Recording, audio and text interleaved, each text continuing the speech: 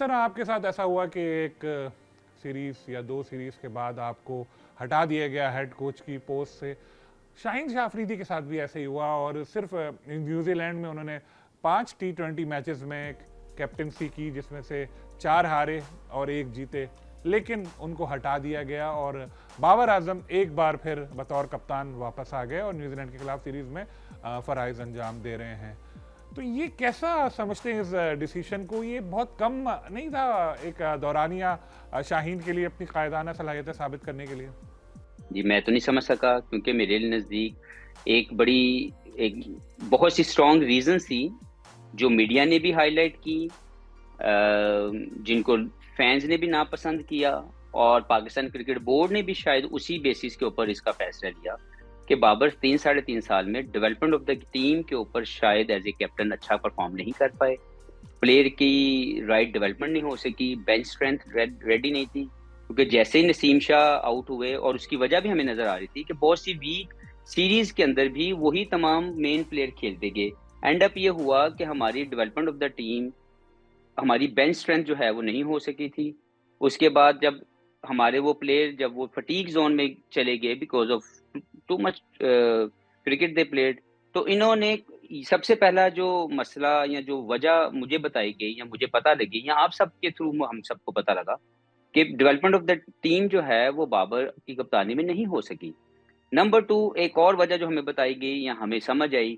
کہ major tournaments میں پاکستان کی بڑی پرفارمنسیں نہیں آئیں، اور ایشیا کپ اور ورلڈ کپ میں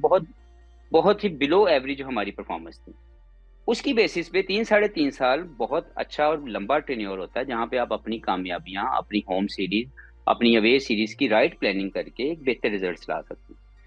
صرف ٹورنامنٹ جیتنے سے کوئی ٹیم اچھی نہیں ہو جاتی، لیکن آپ کی بائی لیٹرل سیریز بھی اچھی نہیں جاتی، اور آپ کی جو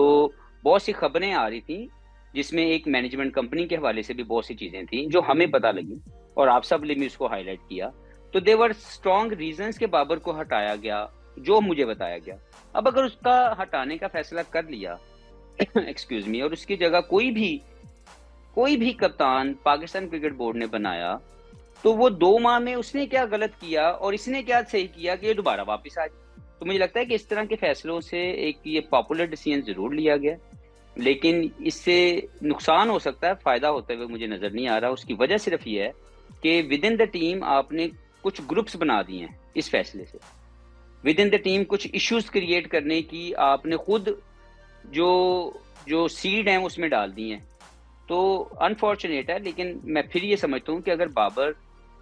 اپنی غلطیوں سے سیکھے ہیں اور اگر وہ ابھی بہتر فیصلے کریں، ابھی وہ تمام چیزیں جو پیچھے انہوں نے نہیں کی، تو پھر بھی کچھ بہتر ہو سکتا ہے۔ لیکن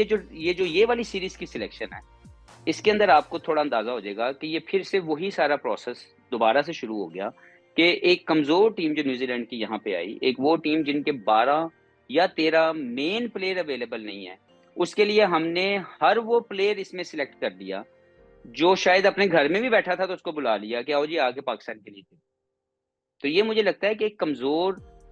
فیصلہ ہے ریگارڈنگ دس سیریز، اور یہ لیڈ اپ آپ کو انفارچونیٹ پھر سے کر سکتا ہے اسی زون میں کہ آپ کے پلیئر اگر یہاں کھیلیں گے، آپ کے پلیئر اگر آئرلینڈ کے خلاف کھیلیں گے، اور بیفور ورلڈ کپ اگر لگاتار وہ یہ کرکٹ PSL سے شروع ہوئی ہے وہ کھیلتے جائیں گے، تو آپ کی جو بینچ اسٹرینتھ ہے وہ کب ریڈی ہوگی؟